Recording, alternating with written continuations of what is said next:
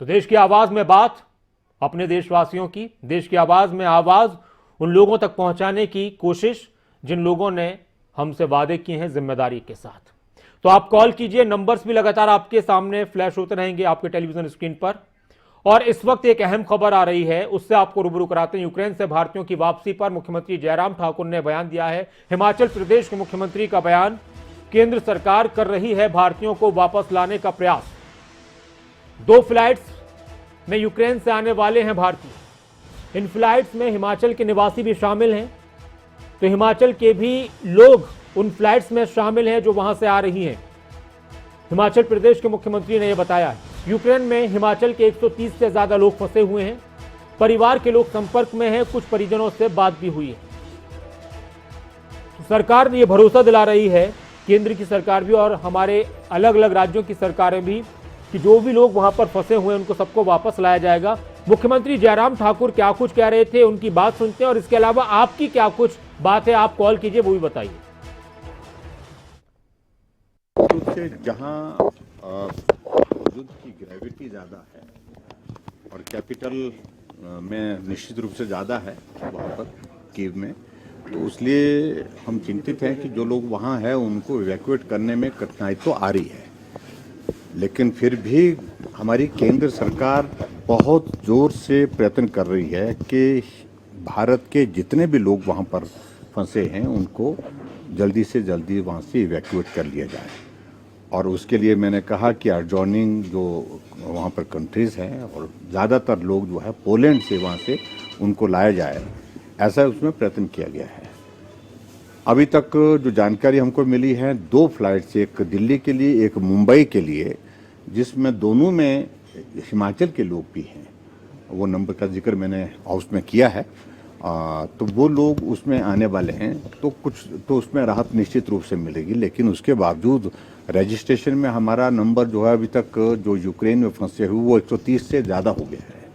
परिवार के लोग संपर्क में हैं, कुछ लोगों से मेरी बातचीत हुई है, कुछ लोगों से संपर्क नहीं भी हो पा रहा है, लेकिन उनको इवैक्यूएट करने के लिए जो बेस्ट पॉसिबल जो तरीका उस पर निकाला जा सकता था वो निकालने की कोशिशें हो रही हैं। पोलैंड के करीब उनको सड़क मार्ग से पहुंचाने की कोशिशें हैं और कुछ देर तक वो पैदल चल करके बॉर्डर पर पहुंचने के पश्चात जो है पोलैंड में जब एंटर करेंगे, वहाँ के बाद फिर आगे की व्यवस्था जो है उसमें हमारे भारत की ओर से, हमारे देश की ओर से स्पेशल लोग वहाँ पर भेजे गए हैं, ड्यूटी जिनकी लगाई गई है, जो कोऑर्डिनेट कर रहे हैं।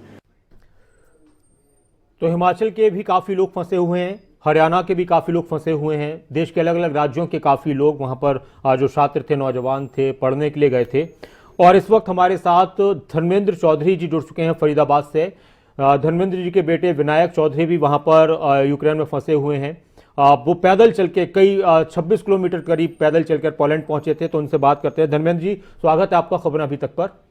जी नमस्कार जी भाई साहब। जी नमस्कार धर्मेंद्र जी। और अब आपकी जब बात हुई विनायक से तो कब हुई और क्या कहना था उनका? अभी मेरी 15 मिनट पहले ही बात हुई थी जी। वो 26 किलोमीटर पैदल चल के वहाँ पोलैंड बॉर्डर पे पहुंचा है। 26 किलोमीटर। और पोलैंड बॉर्डर पे उसको एंट्री अभी नहीं मिली है। अच्छा। वहाँ लगभग 9 से 10 हजार लोग, जिनमें यूक्रेनियन नागरिक भी हैं। हाँ हाँ। और हमारे स्टूडेंट्स भी हैं MBBS के, वो सब इंतजार कर रहे हैं और खुले आसमान में सड़क पर के किनारे बैठे हुए हैं। कुछ यूक्रेनियन लोग, उनको पानी की और कुछ खाने की व्यवस्थाएं नाश्ते टाइप में मिली हैं जो यूक्रेनियन लोगों ने की हैं। अच्छा। बाकी भारत सरकार की तरफ से अभी वहाँ कोई काउंटर नहीं बना हुआ। अच्छा। और तो ये पोलैंड के बॉर्डर पर है, अभी पोलैंड के बॉर्डर पे है सर। अभी पोलैंड का बॉर्डर है, वहीं पर है अभी। और अब वहां से जो हमारी एक बात सरकार की तरफ से थी कि पोलैंड से हम फिर वहां से लोगों को, उनको हम अपने वो हमारे साथ में आ जाएंगे, हम हमारे सुपुर्द हो जाएंगे, तो फिर हम उनको वापस लाएंगे। तो अभी ऐसी कोई मदद नहीं पहुंची है जो आपके बता रहे हैं विनायक के जरिए? कोई मदद नहीं पहुंची है। और रोमानिया के बॉर्डर से इनके 2 जहाज जो अब तक वापस आ चुके हैं और एक हंगरी के बॉर्डर पे भी लेने गया हुआ है जी। लेकिन पोलैंड के बॉर्डर पे अभी ऐसी कोई व्यवस्था की सूचना हमारे पास नहीं है। अच्छा। और वहाँ -1 टेम्परेचर है, बच्चे ठंड में सब सुकड़ रहे हैं और खुले आसमान के नीचे सड़क के किनारे बैठे हुए हैं। चलिए, अब हम सब उम्मीद ही कर सकते हैं और अपील ही कि जल्द से जल्द उन और तक मदद हमारी आपसे पहुंचे। अपील ये है कि भारत सरकार की तरफ हमारी बात पहुंचाइए कि जैसे रोमानिया की तरफ से 2 जहाज आ रहे हैं, ऐसे ही पोलैंड बॉर्डर पे भी सरकार व्यवस्था करे और हमारे बच्चों को हम तक पहुंचाने की कोशिश कृपा करे। बिल्कुल सर, दुआ भी है, अपील भी है और जो आपकी बात है ये भी पहुंच रही है सरकार तक और सरकार का भरोसा भी है कि हम जल्द से जल्द अपने सारे नागरिकों को लेकर आएंगे। अब बस ये है कि वो भरोसा कब हमारे तक मजबूती से पहुंचेगा। बहुत शुक्रिया धर्मेंद्र जी, आप हमारे साथ जुड़े और विनायक और उनके साथ जितने भी लोग वहां पर हैं। धर्मेंद्र जी बता रहे थे कि करीब 26 किलोमीटर पैदल चलकर वो पोलैंड के बॉर्डर पर पहुंचे, फिर वहां पर करीब 8-9 हज़ार लोग हैं जिसमें यूक्रेनियन भी हैं, भारतीय भी हैं और भी हो सकता है दूसरे राज्यों के हों। अच्छा, एक दर्शक हमारे साथ हैं मोहम्मद इकबाल साहब जी, स्वागत है आपका। इकबाल जी क्या कहेंगे? नमस्कार सर। जी नमस्कार, कहिए। सर मैं आपसे थोड़ा सा ये कहना चाहता हूँ सर जी कि हिंदुस्तान मतलब दुनिया में कितने सारे देश हैं जी सब हमारे भाई बहन हैं। जी हम आपस में एकजुट होकर रहना चाहते हैं। हाँ। तो अगर 2 भाइयों में लड़ाई हो गई है तो बाकी के 8 भाई अगर उनके साथ किसी के साथ भी खड़े हो, इसमें समझौता नहीं हो सकता सर कुछ भी। कितनी दुनिया, कितने इंसान वहां पे परेशान हो गए हैं सर। मेरा कहने का मतलब ये है कि 2 भाइयों में लड़ाई हुई है और 8 भाई देख रहे हैं। इस बारे में सोचा जाए, सभी देश ये सोचे कि इसमें चलिए। किसी भी तरह से राजी हो जाए सर। ठीक है सर। किसी भी तरीके से कितने भी लोग, कितने इंसान, हमारे बच्चे, भाई बहन वहाँ पे काम करने, और वहाँ के खुद के नागरिक जो हैं वो भी तो हमारे भाई, हमारे जैसे इंसान हैं सर। बिल्कुल, हम सब ये 8 अगर हम एक- 10 भाई एक जगह रहते हैं सर ठीक। और 2 भाइयों में झगड़ा हो जाए तो 8 भाई उसमें कुछ सुलह नहीं चलिए कर सकते सर, करवा सकते हैं। शुक्रिया आपके, आप हमारे साथ जुड़े। और जो आप दूसरे भाई हैं, जो 2 देशों में लड़ाई हो रही है, जो दूसरे देश हैं जिस तरह आप कह रहे हैं, तो कहा जा रहा है कि वो समझा भी रहे थे, मना भी रहे थे, लेकिन उन्होंने कदम भी पीछे खींच लिया। लेकिन हाँ, वसुदेव कुटुंब, हम सब एक हैं, पूरी इंसानियत एक है अगर इंसानों की जब बात आ जाए। अब देखना होगा। और अच्छा, जंग में, युद्ध में इंसान ही परेशान होते हैं, चाहे कहीं भी जंग हुई हो, किसी देश ने, अच्छा ऐसा पहले हुआ है, अगर दूसरे देश किसी दूसरे देश पर हमले को लेकर पहले से बोलना शुरू कर देते, उसके खिलाफ बोलना शुरू कर देते, तो फिर बहुत ज़्यादा दूसरे देशों की हिम्मत नहीं बढ़ती किसी देश पर हमला करने की। अब उनके आपसी ताल्लुकात कैसे थे, किस तरह के हालात थे, रूस ने किस तरह के हालात में किया है हमला, यूक्रेन की इस पर क्या कुछ रद्द अमल रहे, वो बहुत सारी चीज़ें चर्चा का विषय हैं। लेकिन हाँ, यूक्रेन के लोगों की बात हो, दुनिया के किसी भी देश के लोगों की बात हो, युद्ध में लोग मारे जाते हैं, उनके परिवार मारे जाते हैं, लोग परेशान होते हैं, बेघर होते हैं, और इस वक्त स्थिति इस तरह की पैदा हो रही है। दुआ है कि जल्द से जल्द सबके हालात ठीक हो जाएं और सब बेहतर हो जाए। Master R K. कालिया साहब हमारे साथ हैं, स्वागत है आपका मास्टर साहब। नाज़िर भाई आदाब। आदाब सर, कहिए। देखिए मेरे अजीज भाई, कल भी ये जिक्र हुआ था, हम तो दुआ कर सकते हैं उस अल्लाह ताला से, प्रभु श्री राम से जी, हम तो प्रार्थना कर सकते हैं। कल भी मैंने कहा था, मुझे थोड़ा पता चला आपके मीडिया के माध्यम से कि जो हमारी सरकार है एयर टिकट में आनाकानी कर रही है, बड़े अफसोस की बात है। इस बात का मैं बहुत अफसोस है। हिंदुस्तानी बच्चे, हमारे अपने बच्चे, मीडिया आपका बता रहा था, बीए टिकट का जो पैसा है वो सरकार देने से इनकार करती है। ये प्राइवेट स्कूलों में, वहाँ प्राइवेट कॉलेज में, प्राइवेट संस्थाओं में पढ़ते हैं बच्चे, अपने लेवल पे गए थे। इस बात का मैं बहुत दुख है। अरे भाई मेरे अजीज, ये करोड़ों रुपए खर्च करें हमारे राजनेता, करोड़ों रुपए, अरबों रुपए खर्च करें, हमारा पैसा इन बच्चों के लिए इतना नहीं खर्च कर सकते। इस बात का मैं बहुत अफसोस है। सरकार को सोचना होगा इसके बारे में और गंभीर होकर सोचना होगा। जी सर, शुक्रिया आप हमारे साथ जुड़े। और अब मदद पहुंचनी शुरू हो चुकी है, पहुंच रही है, लेकिन हाँ बहुत सारे लोगों की मदद करनी है, बहुत सारे लोग फंसे हुए हैं। उम्मीद है कि सब अपने घरों तक वापस लौट आएं सुरक्षित। हमारे साथ उत्तर प्रदेश इटावा से मोहम्मद सईद कुरैशी जी जुड़ चुके हैं, इनके बेटे सईम कुरैशी भी वहां पर फंसे हुए हैं। स्वागत है आपका सईद कुरैशी जी खबर अभी तक पर। जी जी जी। सईद साहब, आपकी कब बात हुई अपने बेटे सईम से और वो कहां पर हैं अभी और क्या कुछ स्थिति है? स्थिति बहुत खराब है जी, क्योंकि हमारा बच्चे के पास पैसे भी नहीं है, भूखा प्यासा है इस टाइम वो, और बहुत परेशान है। अच्छा, हमारी हाथ जोड़ के गुजारिश है प्रधानमंत्री जी से कि हमारे बच्चे की मदद करें और जल्दी जल्दी हमारे बच्चों को निकालें। जो आपके बेटे हैं सईम, वो किस शहर में? कीव में ही है? कीव में है साहब, वो मेरिट कॉलेज है, और हमने उसे पता दिया। आज डीएम साहब के यहाँ गए थे और डीएम साहब से हमने एक पत्र दिया जी, तो डीएम साहब ने ये कहा कि तुम्हें परेशान न हो, अब मुख्यमंत्री जी की तरफ से आदेश आया है, आपका जल्दी जल्दी बच्चा आएगा। पर मेरा बच्चा बहुत दूर है, 600 किलोमीटर दूर है, बॉर्डर तक जाने में बहुत दिक्कत हो रही है।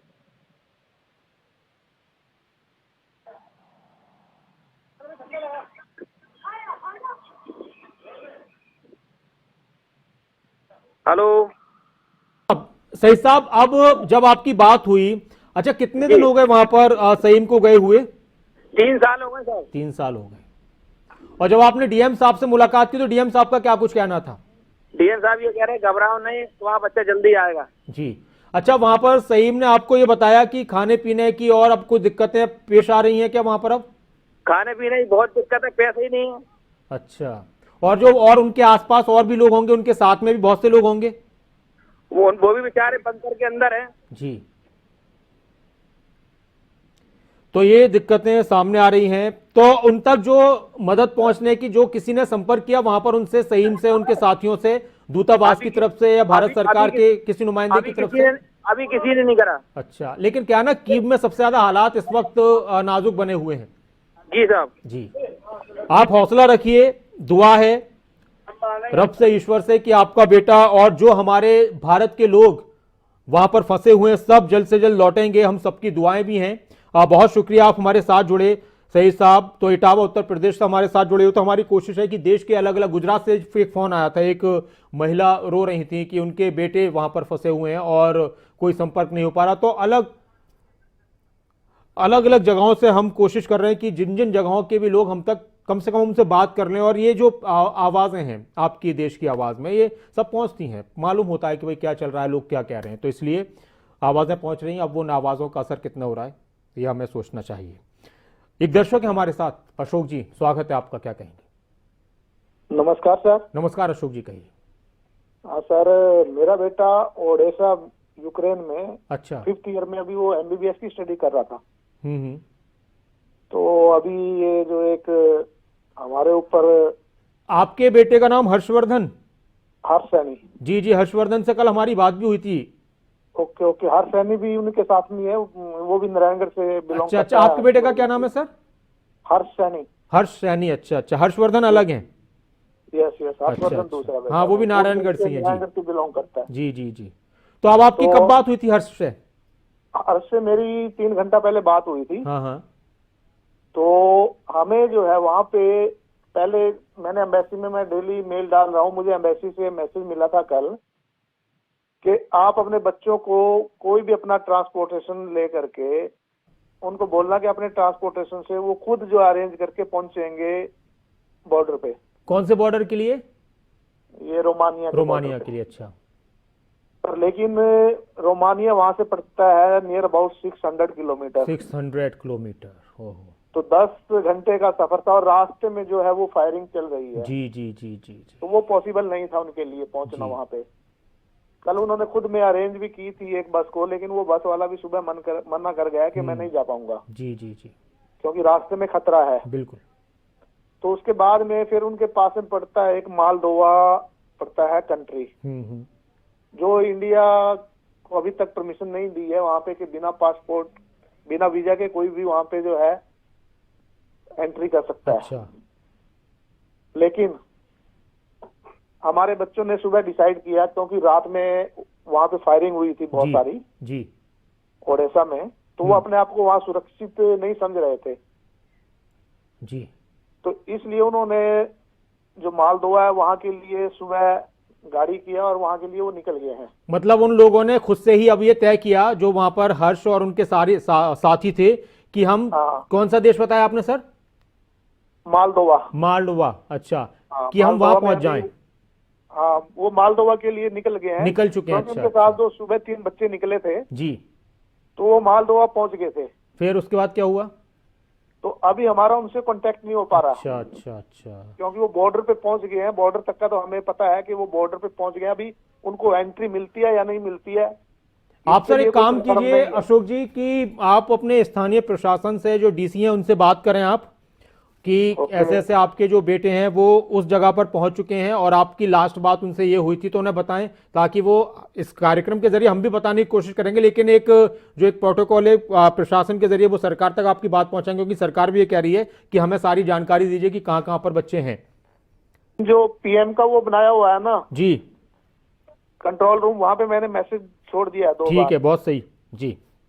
तो वहाँ पे मैं ऑलरेडी मैसेज और छोड़ चुका जी हूँ। अशोक जी, और आप बिल्कुल हौसला बनाकर रखें, जब भी आपकी बात हो जाहिर सी बात है कि आप उसका भी हौसला बढ़ा रहे होंगे बेटे का, कि घबराए नहीं जरा भी, सब कुछ ठीक रहेगा और सब बिल्कुल ठीक ठाक अपने देश वापस लौटेंगे, सुरक्षित वापस लौटेंगे इंशाल्लाह। मैं आपके चैनल से एक अपनी आवाज उठाना चाहता हूँ। जी सर बोलिए। हमारे जो प्राइम मिनिस्टर साहब हैं वो मालदोवा में बात करें, मालदोवा से, जी, और मालदोवा, किसी भी तरह जी। मालदोवा का जो बॉर्डर है उसको खुआएं, अच्छा क्योंकि ओडिशा जो है वो नियर अबाउट 60 किलोमीटर है। जो 2500 के लगभग बच्चे मालदोवा में उधर है अपना ओडिशा में है, वो अच्छा। मालदोवा के थ्रू आ सकते हैं इंडिया में। चलिए, ये आपने, हम इस पर अभी इसको अपने अगली खबर में इस बात को लेंगे, और बहुत शुक्रिया आप हमारे साथ जुड़े, और ये आपने एक अच्छी और एक नई जानकारी दी है, बहुत शुक्रिया अशोक जी। और हमारे साथ एक और हमारे दर्शक भी, और एक हाजी शकील साहब हमारे साथ जुड़ चुके हैं। शान अली इनके बेटे हैं, वो भी यूक्रेन में फंसे हुए हैं और बुलंदशहर के रहने वाले हैं, उत्तर प्रदेश के। स्वागत है आपका हाजी शकील साहब खबर अभी तक पर। हाजी जी शकील साहब, आप मेरी आवाज सुन रहे हैं? हाँ जी जी सर, तो आपकी शान से हमारी भी बात हुई थी, कांटेक्ट हुआ था, लाइव हमारे साथ जुड़े थे।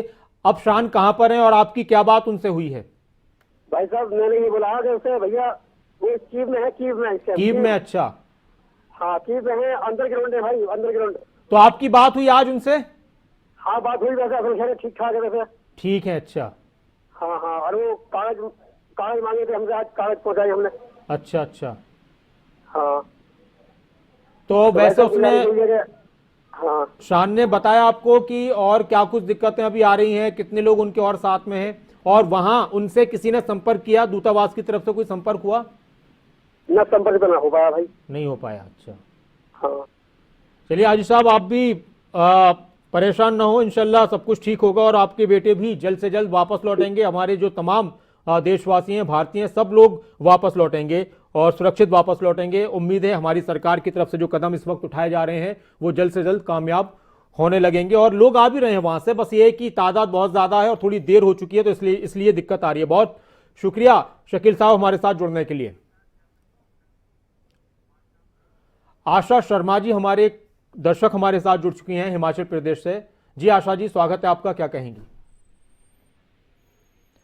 आशा जी, आप जुड़ चुके हैं कार्यक्रम में, कहिए।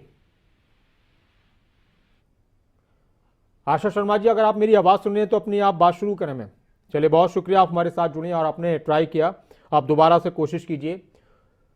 तो लगातार हम कोशिश कर रहे हैं कि जो जो हमारे देश के लोग, भारतीय छात्र वहां पर फंसे हुए, उनके परिवार के लोगों से हम बात भी करें। जो वहां पर लोग हैं, तो अभी उनसे रिसेंटली अभी कांटेक्ट नहीं हो पा रहा है, क्योंकि बहुत से लोग तैयारियों में लगे हुए हैं कहीं जाने के लिए, बहुत से अपनी जगह से दूसरी जगह जाने की कोशिश में लगे हुए हैं, तो इसलिए उनसे कांटेक्ट अभी नहीं हो पा रहा। कुछ नेटवर्क वगैरह की प्रॉब्लम भी इस वक्त वहां पर आ रही है, लेकिन हम सभी की, तमाम देशवासियों की, तमाम भारतीयों की ये दुआ है कि जल्द से जल्द जितने भी लोग वहां पर परेशान हैं, हमारे देश के हैं या किसी दूसरे देश के भी लोग वहां पर फंसे हुए हैं, तो वो सब अपने अपने परिवारों के बीच सुरक्षित पहुंच जाएं। ये सब हम सबकी दुआएं हैं। इसके अलावा कुछ और भी वीडियोस वगैरह आए थे वहां से, तो वो मैं आपको एक बार दिखा देता हूं कि किस तरह से वहां से छात्रों ने अपने वीडियोस भेजे हैं, अपनी परेशानियों का इजहार किया है, वो एक बार दिखा देते हैं।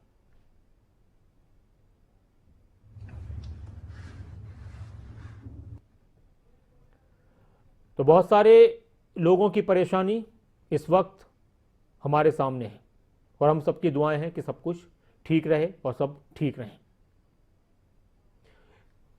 आप लोग भी कॉल कीजिए हमें। बाकी कुछ वीडियोस सामने आ रहे थे, किस तरह से वो अपनी मदद का इजहार कर रहे हैं, मदद मांग रहे हैं, तो वो भी आपको एक बार दिखा देते हैं। चलिए, कॉलर हमारे साथ जुड़ गए, उसके बाद हम आपको फिर से दिखाएंगे। राकेश शर्मा जी हमारे साथ हैं मंडी हिमाचल से। जी राकेश जी। जी सर। जी सर, कहिए। मेरा बेटा sir Kharkiv national medical university में 4th ईयर के MBBS पढ़ाई कर रहा है जी। खारकीव में है आपके बेटे? जी। क्या नाम है उनका? शिवांश शर्मा जी। शिवांग, अच्छा, आपसे अभी आपके पिताजी से ही बात हुई थी? हाँ हाँ जी हाँ जी हाँ जी जी जी जी उन्होंने बोला कि आप ही कर लो, ठीक जी, रहेगा। बताइए बताइए राकेश जी। जी सर, वो वहाँ पर अपने बोटासिनो एक मेट्रो स्टेशन है, वहाँ पर वो सर्व वहां लिए पर हुए फंसे हैं, हुए लेटर लिए। हैं। जी जी। तो आपकी कब बात हुई थी उनसे? मेरी बात तो लगातार हो रही है, लगातार हो रही है। तो अभी जब रिसेंटली आपकी बात हुई है लास्ट में, तब उन्होंने क्या बताया?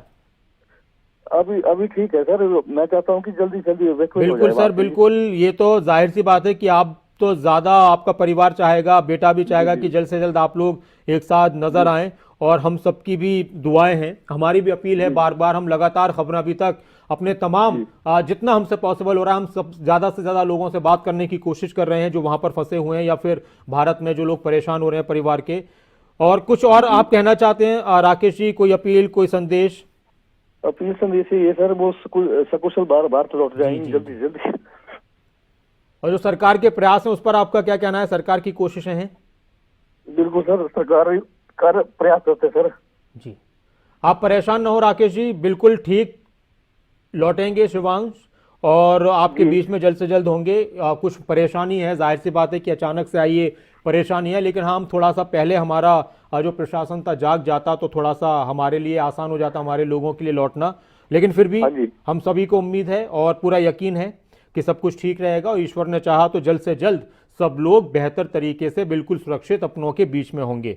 तो आप बिल्कुल भी परेशान ना हो। जो भी हमारे दर्शक हैं जिनके परिवार के लोग इस वक्त वहां पर फंसे हुए हैं, तो वो बिल्कुल परेशान ना हो, क्योंकि जिंदगी में बहुत सी दिक्कतें आती हैं, हमें लगता है कि अब क्या होगा, लेकिन जहां परेशानियां आती हैं तो उनके साथ कुछ हल भी जरूर होते हैं। शुक्रिया राकेश शर्मा जी, आप हमारे साथ जुड़े, और आप भी जुड़ सकते हैं, लेकिन अब बहुत ज़्यादा वक्त नहीं बचा है कार्यक्रम में। मैंने इस कार्यक्रम को, हमारी टीम ने डिसाइड किया कि और हम टाइम को बढ़ा देते हैं ताकि ज़्यादा से ज़्यादा लोगों से बात हो। देश की आवाज़ में हम लोगों से बात कर रहे थे, दर्शकों से बात कर रहे थे, और जो परिवार हैं जिनके लोग वहाँ पर फंसे हुए हैं, जो छात्र हैं, उनके परिवार के लोगों से बात कर रहे थे। वो लगातार आपको हम तमाम अपडेट्स से रूबरू कराते रहेंगे, जो जो वहाँ पर हो रहा है और स्थिति क्या है। और हमारे नंबर्स भी आपके पास में है, तो जो जो लोग आपके अगर जानकार हैं और जिनसे कांटेक्ट नहीं हो पाया, आप चाहते हैं तो हमें आप उनकी डिटेल भेज दीजिए, तो उनसे भी हम बात करेंगे। बहुत शुक्रिया आप सभी का हमारे साथ जुड़ने के लिए, खबरों अभी तक के साथ बने रहने के लिए। आप बने रहिए खबरों अभी तक के साथ। अपना ख्याल रखिए। नमस्कार।